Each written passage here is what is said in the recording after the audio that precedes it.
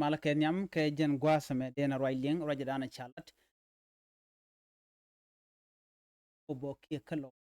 chalat no te kami chalat kamur ikanan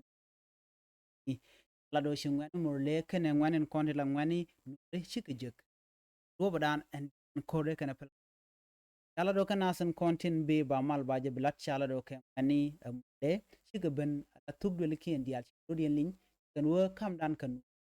aje kap ke kor wachi ro kwanchi bere wish ka gwasana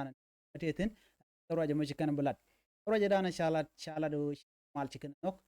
kan wo ne bne lo jok amal dini jen baje kula blan ne bne ne ko dial kontere ro ke dol dial ke ngwan dial tere ro bne ro ke dan en kan wochine gorno bne gad bne la manyok bne yok bne ka nang ka bne tama atu kan tama am da ka bit malten charo re wochin wini mi jiram jidid be goro jin be nyana sko ken ni kam en na nuari okay